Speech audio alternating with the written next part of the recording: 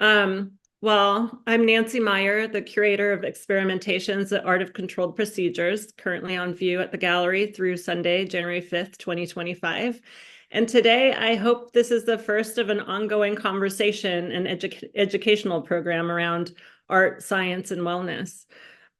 Joining us today from the Municipal Art Gallery are Lisa Davis, Community Arts Division Director, for the Department of Cultural Affairs, and Marta Feinstein, Education Coordinator and Art Instructor for LAMAG. A brief introduction to them both.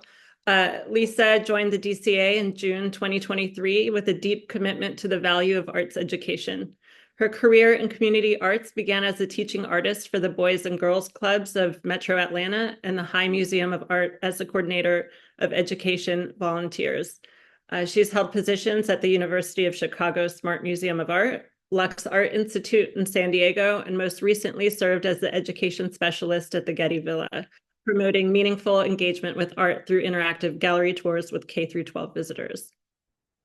Marta Feinstein has been the education coordinator and art instructor at the Los Angeles Municipal Art Gallery for many years and has worked at all of the facilities in Barnsdall Park. She has been an education coordinator and teaching artists at institutions, schools, hospitals, nonprofit organizations, including Craft and Folk Art Museum, now Craft Contemporary, LACMA, Barnsdall Junior Art Center, and Hollyhock House. Marta has created and taught art programs for physically disabled, neurodivergent, chronically ill, at-risk youth and adults, and senior populations. So before introducing our two guest speakers, I'd like to provide a little context for our presentation and discussion today. Experimentations, the art of controlled procedures, came to fruition through an interest and exploration of how the artist's thought process works. I was inspired by the PS Art and Science Collide theme and the book, Your Brain on Art, How the Arts Transform Us.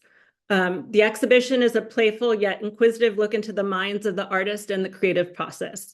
So today's discussion centers on the exploration of how engaging with the arts, whether it's visual, musical, or performative, enhances health, happiness, and brain function. We will gain further insight into neuroscience, psychology, and how creative studies improve cognition, reduce stress, and fosters empathy. Some housekeeping. If you have any questions, please drop them in the chat. Marta will be moderating the Q&A portion of the conversation after the presentation. And as Lisa had mentioned before, we are recording this. This is for archival purposes. And I guess we will go from there.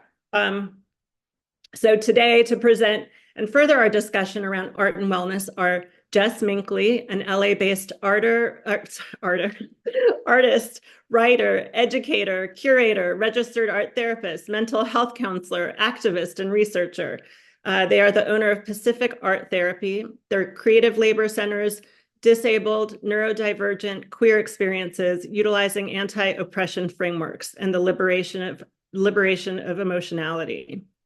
Michael G. Bauer is an artist, registered art therapist, and MFT, also based in Los Angeles. He is the founder of Counseling for Creative People and has collaborated, performed, and exhibited his creative work during the last 2 decades. I will now pass it over to Jess. Awesome. Thanks, Nancy, so much. Everybody, I'm really excited to be here today. And it's interesting to see where everybody's calling in from and how they found out about the event.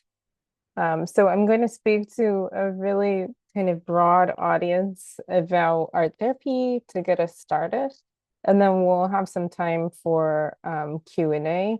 So if you think about things, you're welcome to put those in the chat, and one of the people from LAMAG will kind of keep track of questions. So feel free to ask those as we go. So I'm going to share a presentation that I have done about art therapy. It also includes topics of neuroscience and, as Nancy mentioned, neuroaesthetics. So just a little bit about me. Nancy said all of the hats that I wear, and there are quite a few. I've kind of racked them up over my career. So I am an artist, and I also am a designer. I teach art and design, and will be teaching an art therapy special topics class at Otis College of Art and Design in the spring. I own two businesses, Pacific Art Therapy and then my design business. And I'm a registered art therapist who has just passed the board certification examination. And I'm a mental health counselor licensed in Washington, Idaho, and Utah.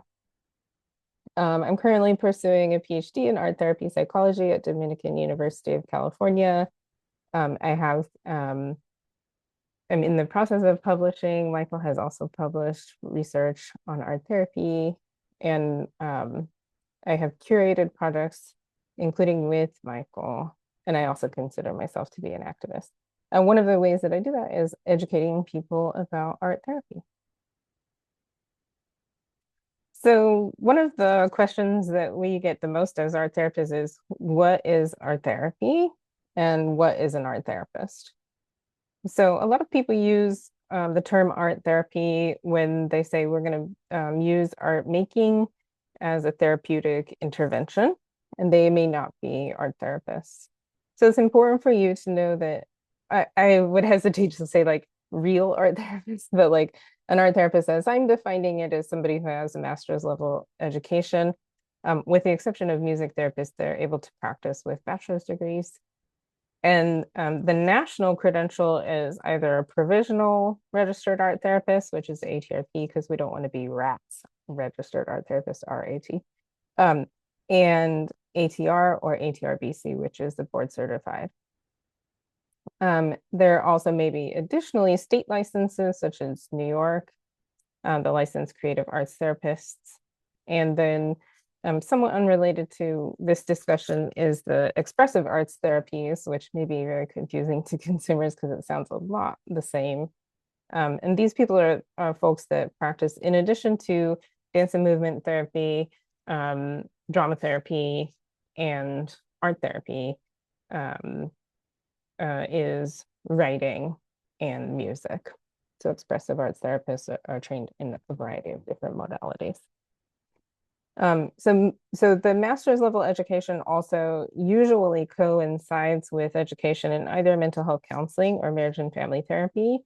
The local institution is Loyola Marymount University, and they give education that can help people become marriage and family therapists in California. Art therapy works in a variety of different media. I think people have an idea about art in general, and thus art therapy as painting and drawing. And so art therapists work in weaving, digital art, photography, murals, clay, sculpture, found objects, fibers, all kinds of different materials depending on the setting and the purpose. We work in schools, in hospitals, in jails, and we also give testimonies in court. We can perform art-based assessments and research. We work in educational settings like teaching, and even with refugees and doing disaster first aid. We work with a variety of different clinics or clientele. And I think also another misnomer about art therapy is like just working with autistic people or with children. And so we work with people throughout the lifespan, including infant mental health. We work with organizations and communities, people from all cultural backgrounds, using cultural humility and cultural sensitivity and education. And we work with a variety of different issues. So we'll talk a little bit about physical health today, a variety of diagnoses, and learning and cognitive disability. So if you would like to know more about this, there is a professional organization called the American Art Therapy Association. And these slides are available online, so you can click through to arttherapy.org if you would like. We call it the ATA, AATA, and they produce a journal called Art Therapy as well. And some of those articles are available to the public. Google Scholar is the best way to access those. And then the credentialing body is called the ATCB, the Art Therapy Credentials Board, and they're the people that award the letters after an art therapist's name. And this means that people have met certain educational goals, and so that is for consumer protection and also an element of prestige.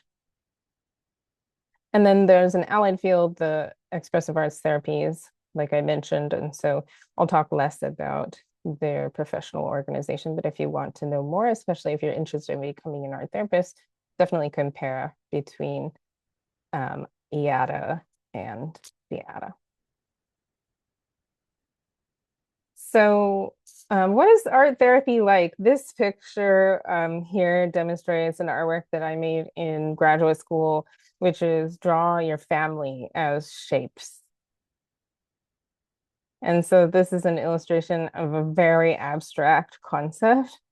And I encourage you to think about maybe one person in your life and what kind of shape they would be, how big they would be, what color they would be. And this is a typical art therapy intervention, although because you're not my clients, we're not performing art therapy just by suggesting this. First and foremost, a lot of people, and having been an art educator for 22 years, I think that I can't do art. Well, art therapy product is not about its formal goodness. And so anybody can make art according to art therapy. Some of what happens in an art therapy setting is building trust first. We do traditional talk therapy before, during, and after, as the situation calls for. And then, of course, art making. This can provide additional data. So talking points about who is this? This is my nephew right here. Why is he green flower shaped? It also helps people gain insight about problems that they are dealing with. And there is a kind of theories within art therapy that believe that subconscious material can come forward. And then lastly, and not least, is to increase joy in people's lives. And so I think humans have made art since the dawn of time. And it's important that in today's culture, or like today's kind of social landscape, that we have to be reminded to do things that make us feel good. And so that's one of the roles of arts therapists. So I'll skip over some of these other things that you're welcome to go back to them, and just in the interest of time. So how does this work? Well, art making functions on a variety of different levels, including neurologically through different nervous systems, the central nervous system and peripheral nervous system, as well as accessing things like myself with a capital S, affecting cognitions, behaviors, integrating the mind and the body. And so I'll talk a little bit about how art affects our neurology. So our brains are very plastic, and they contribute to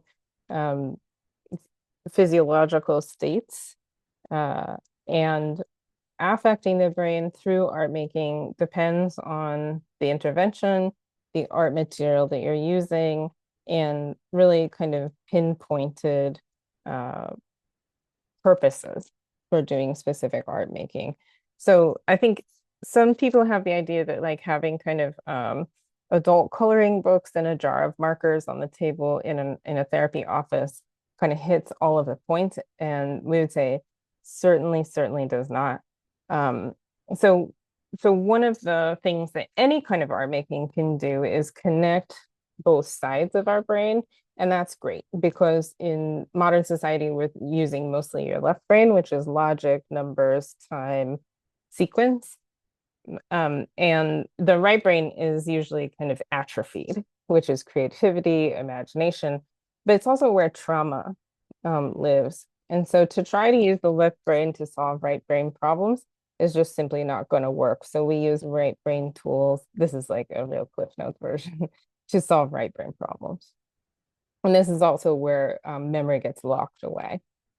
So using the corpus callosum, we connect the right brain and the left brain, and thus we get to use our whole brain to try to come at different issues that we may be having. Art therapy also corresponds to neurological development and neurotype.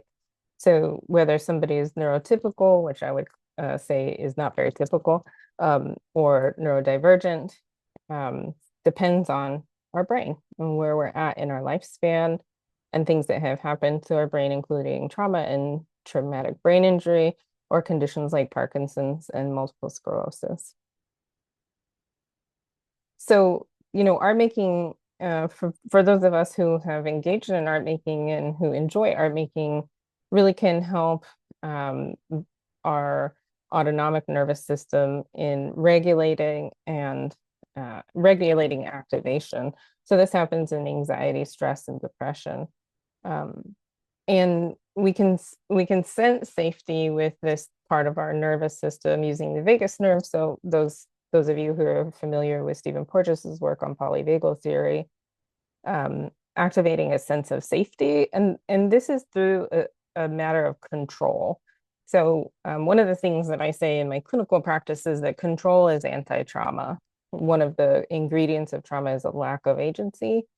And we can kind of take control of our nervous system or hack our brain in a certain way by making art to regulate ourselves. And promoting a stage of rest and recovery using the parasympathetic nervous system. So this happens in the therapeutic relationship. So it's not exactly the same as if we just go to Joann's and buy some craft paint and paint a pumpkin. Because most of our problems as human beings are created in relationship, either because our boss is bullying us in our workplace and that's relational, or because our family didn't meet our needs developmentally a long time ago. So the healing needs to occur in relationship. So many people who come to therapy have found self-help wanting for that reason. And then we have all of the regular things that are juicy and wonderful about therapy, like bringing out memories and cognitions, changing habits, adapting, learning, coming to know ourselves more authentically and feeling more efficacious in our own lives. So some of the research that has gone into art therapy, although some of the studies were quite small and need to be built upon, they do use the methodologies of science and medicine and psychology. And so these are some citations of different studies that have been done.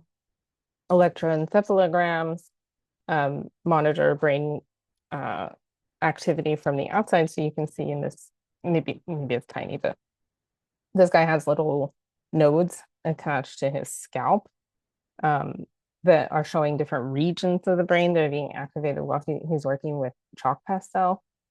Studies about the eye and down to your rods and cones and how that's of our senses can pick up about 80% of our experience of the world, our visual sense at different times. Cortisol tests through spit and blood, which cortisol is responsible for kind of our stress response. So noticing that after art making, your cortisol goes down. Doing brain scans using a magnetic resonance imaging and also functional magnetic resonance imaging, which is scanning someone's brain as they're doing something, as opposed to laying still. So this could be like singing a song would show different parts of the brain light up as it's in this image. And then other kinds of alpha waves and all kinds of studies. The FNIRS is kind of a mobile device where people, again, like the EEG, are kind of wearing these nodes on their head to notice what happens in real time. So why is the research lacking? I think that the psychology discipline thinks about art therapy, well, up until recently has kind of poo-pooed art therapy as a little bit too woo-woo. But one of the biggest problems is funding. So art therapy institutions are usually housed within small liberal arts institutions, and there's not a lot of money to be had to do research. So the studies are relatively small. However, the National Endowment for the Arts, which is not funding artists as much as it used to, is funding art therapy research with the Veterans Administration. So Creative Forces studies combat veterans with post-traumatic stress disorder using a variety of different materials with the help of art therapists, art therapy interventions. So if you want to find out more about that, you can Google Creative Forces. If you want to know a little bit more about the topics that we are referring to today, all of these books are wonderful. I will be teaching an art therapy course at Otis College of Art and Design coming up using this one, the purple book. It's really comprehensive compendium if you're interested in becoming an art therapist. And this one that Nancy mentioned, which is really comprehensive. Bessel van der Kolk's book is really popular, but I don't recommend it for a lot of people because it's got some really distressing content. It's written at a very high and confusing level of scientific writing, but he does talk about creative arts, primarily movement and dance and play therapy in that very popular book. And another way that we can use art therapy is not even making it. So just viewing it is also going to contribute positively to our lives, which we'll talk a little bit more about today. And so I will actually be leading a walkthrough of the current exhibition at LAMAG on January 4th. This is for all ages. You're welcome to come, and we will also be giving an optional art making activity to reflect on what we have seen and talked about in the gallery. So more information on that will be on the LAMAG website coming soon. If you want to know more about me and my art therapy practice, you can go to pacificarttherapy.com.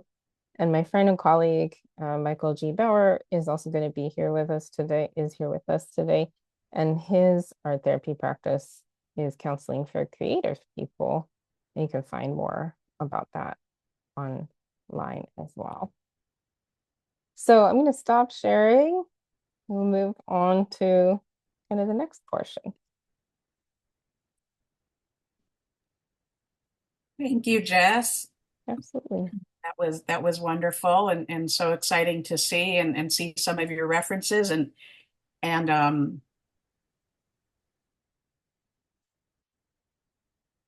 we know it only touches the surface, scratches the surface of that. So with everything. So that's really wonderful. So just a quick couple of questions and Michael, welcome also.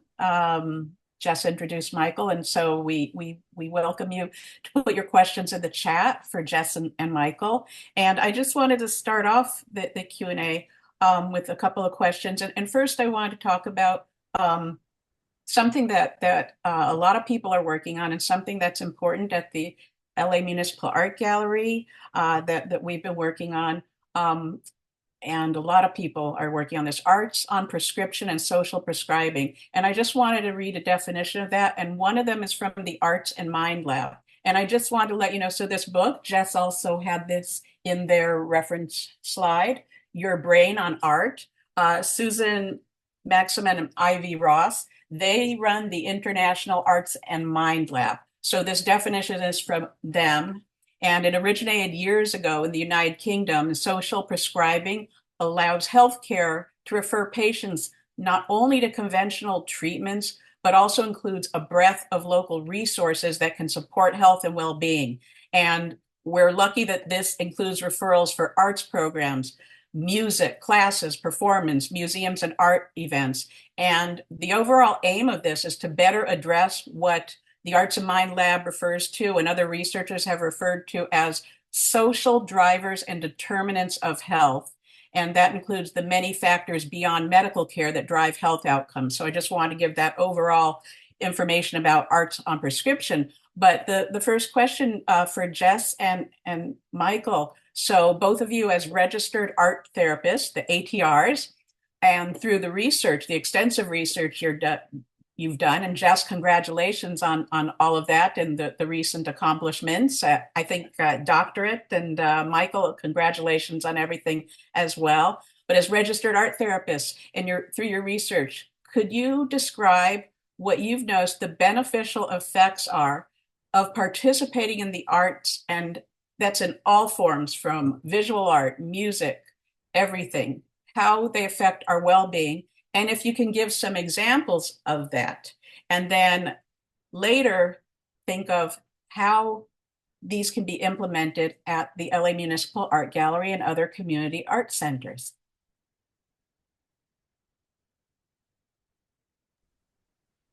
Yeah, big question. I think that moving into kind of our next topic, which is the fact that Michael and I were practicing studio artists before becoming art therapists. Knowing anecdotally for myself the way that art making kind of transformed my life and helped me personally is important. It's important to start with, I think, because I think for a lot of artists, they know intuitively that it helps them not only with their mental health, but just the joy of your life, having a life with purpose. And so I think that some of the social prescribing is kind of like a British English term. And I think one of the things that it is talking about is being in community. So social prescriptions are two groups most of the time. And oftentimes it's doing something like gardening. So being outside of the house or outside of an institution, out in nature and using your body to move, as well as art making. And so I think those four things coming together really kind of catalyze an experience of improving the purpose of one's life, or the purpose or meaning of one's life. And as an Adlerian psychology professional, really kind of belonging. And that's what my master's research was on. So I guess I'm just kind of framing the discussion to talk about that. Michael, what do you think? Yeah, I just find this topic really generally exciting, and I feel like there's a lot of entry points as artists, as art therapists, as creatives. Here's just a few thoughts on it. For one, like oftentimes I'm kind of drawing anecdotally just on my own experience as let's say, an art therapist, and thinking about kind of the intersections between this idea of social prescribing and what that means. I ran an art therapy group at McIntyre House for a number of years, and that was a really meaningful experience for me. It was a sober living house, and I ran an art therapy group there once a week for a number of years. But there was such power in making art with this group of men that were working on their own journey towards sobriety. But it just as a sort of a group that was getting together for a couple hours every week and being able to make things and be in conversation around it, just had this sort of built-in energy where people were doing so much meaningful processing. But there was a social component to it that was so meaningful, where people were interacting, they were talking about what they're making. There was a lot of different types of making, which was interesting too. Some of it would be sensor motor focused, which was very much about getting your hands dirty, working with materials. Some of this was more, people making sense of kind of what their thoughts and feelings and the rationales around using or things like that through a process of art making. So just in terms of kind of connecting some of these dots, when just a little bit I know about kind of social prescribing is that we all need community. There can be these really kind of interesting ways of setting up different ways of people getting together. And I love that word prescription of assigning people informally or formally ways of engaging with community and working through things and through some kind of creative means. So, I mean, I'd say just one last thing on this part is that in the therapy room, there's different versions of this, I think. It's a little bit different, but even this idea of homework can be a really powerful thing in therapy. Because what is it? It's working with someone and kind of deciding together what the continuity, some sort of continuity of what's going to happen between what you're working through in session and what you're going to bring into the world. And that's what I imagine is this sort of nice connection with social prescribing too. So, yeah. Yeah, I mean, I think that you're speaking to kind of like the maintenance level of stages of change. And so how do we integrate what we're learning in our individual lives into work and family and school and meaning making, like faith orientations and so on, and making it long lasting. Yeah. I'll speak a little bit to the determinants of health.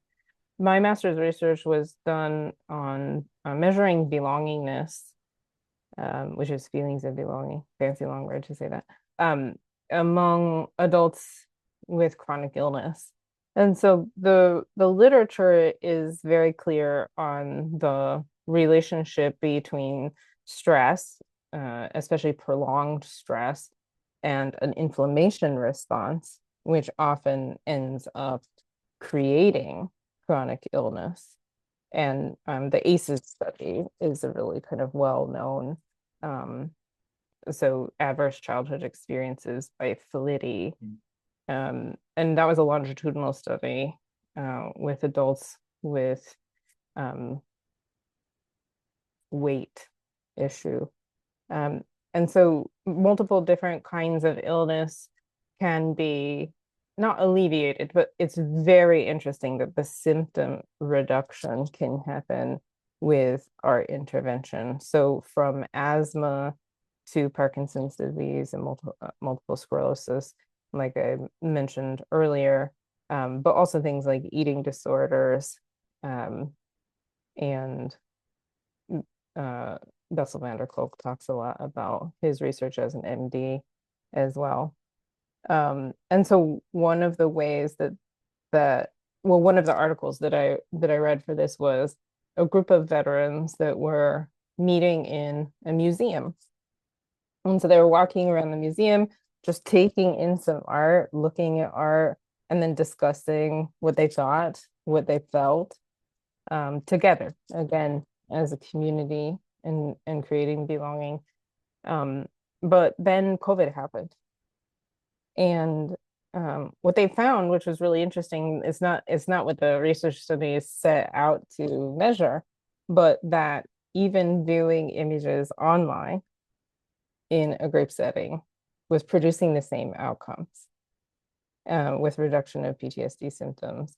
So I think one of the ways that a place like the Municipal Art Gallery comes in is it is a place for people, it does belong to the people to come and enjoy and think and feel, and among community. Like if you walk through Barnesville Art Park, like there's always people out, families that come, people who are just taking a stroll. And so being part of something larger than themselves, like Michael was talking about with sobriety, also is really super important.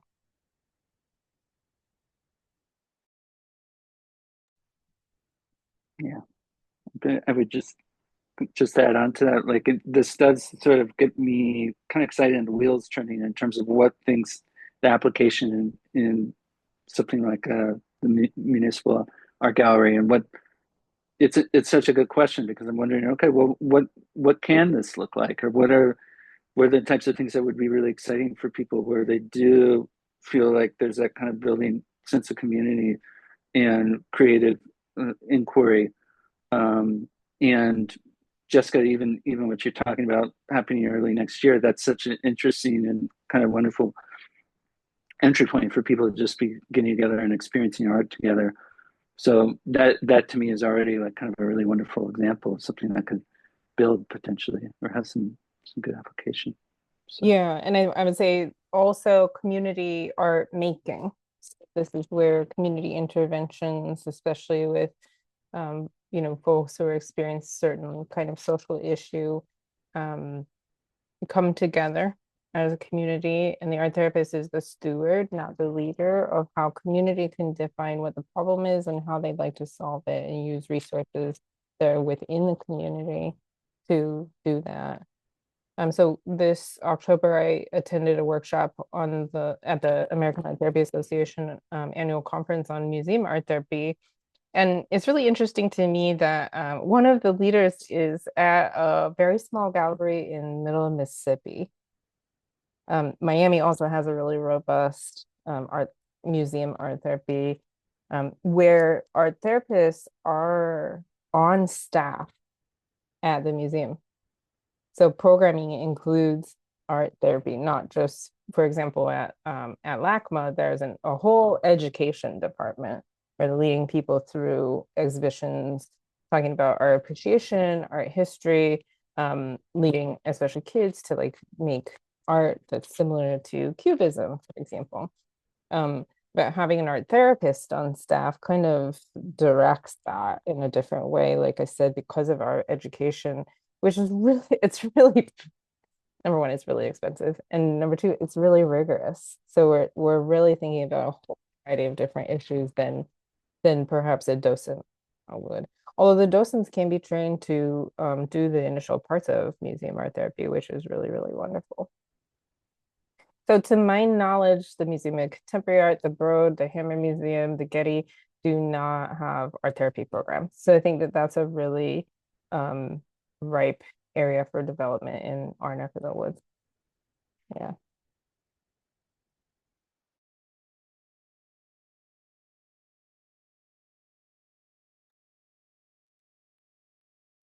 I have a question. So how does an art therapist decide what activity best suits a client? Does the client lead that activity, or is it based on a diagnosis? So the annoying answer in art therapy is like, it depends.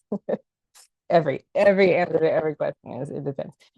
So it depends on how old the client is, what the goal for therapy is. Because some people with ADHD don't come to therapy to alleviate the symptoms of ADHD. They're coming because of their marriage problems, right? So what are the goals of this person's reason for being in therapy? What is going on with them neurologically? So for example, if somebody has learning disabilities, you're going to tailor what you're using, including cognitive impairment with something like multiple sclerosis. You're going to, for example, use one direction at a time only because of scars and lesions on people's brains. It really changes how they're using their brain. And then also, I forget what number I was on, art materials and duration. So there is a model, the blue book in one of my slides called the Expressive Therapies Continuum, that among other things talks about media dimension variables. And so where you're at in your relationship with someone, so whether you're new to the therapeutic relationship, and how far along you are with insight development or orientation toward community, will dictate kind of what kind of intervention you're doing. And so one way to think about it is in terms of art materials, from dry to wet becomes more affective as you become kind of looser and less controllable. And then the element of control versus surrendering control. And so what you'll see, if you spread out on a table every single art material that exists, and you tell a brand new client, use anything that you want, they'll grab a number 2 pencil with an eraser on the end. Number one, because it's like everybody knows what it is and how to use it. And number two, is so controllable. So you can erase it if you make a mistake. It's like a piece of printer paper. Number two pencil is like what most people who are not professional artists will choose. So it's really interesting to see. That's actually an art therapy assessment. So only art therapists will kind of know how to interpret what thing somebody's choosing and then how to move them through their nervous system, depending. So to move from chalk pastels to clay would be doing a bottom up approach as opposed, or a top down approach, moving from the mind into the body.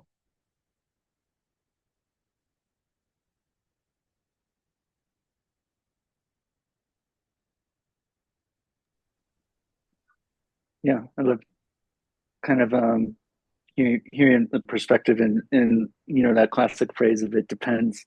Um, yeah, and just the one thing that I would add to this is that like oftentimes when I'm working with clients, I'm also learning about sort of what their proclivities are, what their sort of creative practices, if they have one, what lends themselves to their expression. And sometimes it's fun to offer and important to offer some notions of an alternative. If someone has a very particular way of working, maybe even trying some different other methods could be of real value. But also sometimes it's an entry point. If someone's a writer and they really find their voice through the written word, that can be an entry point for good processing. And I'm thinking of one particular client now where he has a, a, a high-paced, intense job doing creative work, but has not really been able to put much attention to his own personal visual practice, but has really sets up an effect that that his visual expression is actually the way he's been able to process things emotionally in the past, and he hasn't been doing that for the last 5 years. So that for me is already a really meaningful entry point to say, okay, well, let's help and support you in kind of developing that or rediscovering that connection to your visual, your personal visual practice. Yeah, interestingly enough, I have a client who recently came to me because they stopped doing art. And so I think Michael's practice, like the way that Michael's clinical practice has kind of moved into counseling with creative people in particular, and maybe this can move us to kind of another topic that I think we're trying to touch on, is like working like with professional artists. So like how comfortable people are with materials really matters, but it can also really inhibit people. So I think art school can be really traumatizing for artists. And so while you know all of the formal elements of art, you can't make free art because you're thinking about composition. And it's like, we're really not focused on the formal elements, but it's just so deeply ingrained in there. So I think one of the things that I think is really interesting is that a lot of visual artists become therapists. And whether that's to support their studio practice financially a little bit better, or because they're naturally more kind of empathetic. I would say that that's like probably like a broad stereotype that definitely doesn't apply to certain people, but or because they hate working for other people and they work for themselves, or because they have experienced the transformative aspects of art making, and so they know it works. So like kind of art therapy their self before. But it is really interesting to me that a lot of artists don't become art therapists. They just become therapists. And so I don't know if it's because art therapy is kind of like looked down upon as like not as serious, or because the programs are less accessible or more expensive or more time consuming, because we take like 15 credit hours more than some programs, and you have to have 18 studio art credits in order to just apply to art therapy program, because they want to know that you've worked with a bunch of different materials and you have mastery in that area before working with other people or even engaging in artwork yourself in school. So yeah, I think that there are a lot of underlying mental health issues. Again, not to stereotype like the kind of Vincent van Gogh stereotype of like artists are crazy, but like a lot of artists have really specific sensitivities, I would say. That's probably a better word, like maybe more perceiving, maybe more of a sponge sensorily, maybe kind of just seeing things that aren't there. And art school definitely taught me that and taught me how to see and how to think, which was an extreme gift. So yeah, I don't know where I was going with that. I guess I'll just leave it there. So Thank you, there's a Jess. question. Oh yeah, I was Just- going to say there. Go for it, Marta. Yeah, we're both looking. Hello, Jessica. Thank you for your question. So Jessica, she's waving. Thank you, Jessica. She's asked, she says, I'm an artist and I do occasional workshops with students teaching art, and I'm interested in expanding my knowledge of art therapy, not as a therapist, but for my teaching. Where would you start? I'm curious about getting my master's and debating on which direction to focus on. So this is for Jess and Michael. Yeah, I mean, this is probably the most common question that I get, and I think I like do 1 hour interviews with people, like 6 people per year about this question. Like, should I become an art therapist? Like, how do I learn more about it? And I have to say, like, before I decided to become an art therapist, the only thing that I knew about it was that my therapist had said that art therapy was a thing, and that if I was going to become an art therapist, I should really become an art therapist. So I entered school like there was kind of like this not cloak and dagger, but it's really inaccessible because you can't post a YouTube video of you having a transformative experience with somebody using art making because it's super confidential in the confines of therapy. So books, you know, that go over that Judith Rubin wrote an introduction to art therapy book, books like this that kind of talk about what art therapy is. But we're really snobs about don't do art, don't try this at home. So like to take extreme caution when you're investigating things with students, and I'll just give the example of I was presenting at the Adlerian Society conference a couple years ago, and we did a portrait of our family, just like the one that I had shown you in my slideshow. And 2 people completely decompensated in that workshop. So they had to leave the room. They were stricken with grief. It brought up a lot of things that as a facilitator, I not only ethically, but like my role at the conference was not to be their therapist, to help them like, I mean, I did, but like to help them then contain that and like move into the rest of their day. So it's really interesting to see how art affects different people. And again, that's because people are coming to you with really different stuff going on in their lives. And so in this way too, like museum art therapy is relatively safe because people are not like opening Pandora's box. Yeah. I hope that answers your question, Justin. Yeah. What I would add is, yeah, art therapy entails training and best practices, right, and guardrails. And then I think there is some intersection, some value in therapeutically informed interventions that are helpful to people that are also just sort of mindfully crafted so that they are containing and not opening things up. As just was saying, that can happen even in the best most supportive containing environments.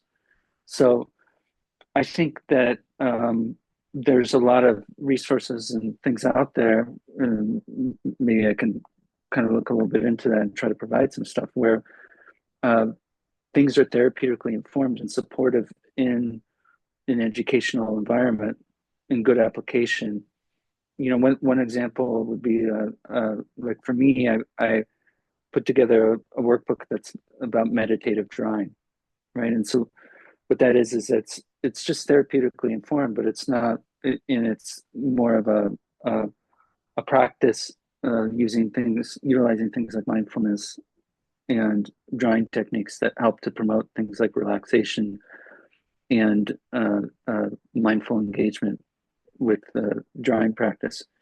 but the ideal in what it's trying to do is just create a supportive environment that that's also not a therapy session per se. So I hope that distinction is helpful.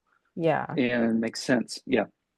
Yeah, I mean, so I don't think Michael will toot his own horn, so I'll toot his horn. Is like doing these meditation drawings in his studio practice and then being able to bring that to people. So like the meditation or like the meditative act of repetition or doing mindfulness and then translating that to drawing isn't, so you don't have to worry about it not being art therapy. Like obviously people have been making art in groups like since we were cavemen, so like art therapists don't have a corner on the market, but yeah, thanks for adding that, Michael. And then Marissa, I see that she has her hand up. Love to hear from you. Hi. So double tweet on the don't try this at home kind of thing. So I'm the director of arts education at Angeles Cultural Center, and I'm always telling my artists that there is a line between being a teaching artist and being an art therapist. You are one and you are not the other, and you should refer the students to, the resources that are available through whatever program they're working with. So I wanted to emphasize that. Angels Gate Cultural Center has a gallery.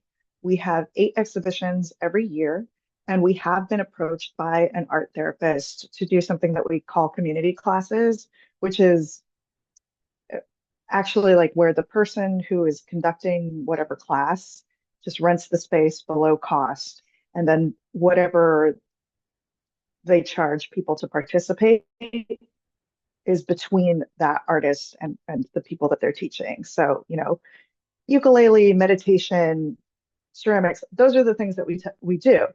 But as far as art therapy goes, what are some questions that I can be asking to vet somebody who comes to us and says, hey, I'd like to do like an art therapy group through this community class program? Because it's different than my staff teaching artists. My staff teaching artists, I have to look at their curriculum. I'm the one providing professional development for them. I'm very comfortable doing that because I also teach at UCLA. But as far as art therapy, I honor the fact that it is its own separate thing. And if somebody comes to me and says, I want to do a group where we walk through the galleries and then we go to the classroom and people unpack things, like what should I be asking? So 2 questions. Where did you go to school and are you credentialed? Okay, so like where did you go and what did you study? So like Antioch University, Los Angeles has a marriage and family therapy program. Antioch University, Seattle has an art therapy program. So not like they might have gone to a certain school but not studied art therapy. And it's easy to tell if someone's an art therapist if they have those letters after their name, because they have to have gone to a program in order to apply for those things. And some people don't choose not to have those letters after their name for whatever reason, mostly with like political problems with a professional organization. So asking the first 2 questions would help you determine that. Like I went to Loyola Marymount and I studied marriage and family therapy with an art therapy concentration. Awesome. And I think they can work hand in hand. I see the clock with docents or with you, like to learn about what your objective is with the exhibition, like with Nancy and her show that's currently up. And then kind of with that information, build something that is therapeutic. But I think I would love to see museum art therapy or institutional art therapy be more known about. And so that's one of the purposes of this. Yeah. Michael, is there anything that you'd like to add to that before we conclude the talk? No, I kind of appreciate everything and everyone's thoughts, and nothing specific on that. Yeah, thank you. Well, thanks everyone. That's the conclusion of our program. I feel like it's such a rich topic. I could be here for another hour or 2. And I really do hope to see more programming like this in museums. Marissa, thanks for joining us and chiming in about this. I'd like to see what's happening at Angels Gate So yeah, thank you everyone for joining. Thank you, Jess. Thank you, Michael, Lisa, and Marta. Thank you so much for helping put this program together with me. There is a walkthrough in person with Jess on Saturday, January 4th, beginning at 12 with an optional art making activity to follow. And, please visit our website, lamag.org, or sign up for our newsletter. Follow us on social media at LAMAG Barnstall and Instagram. And yeah, well, thanks so much. And please visit the show.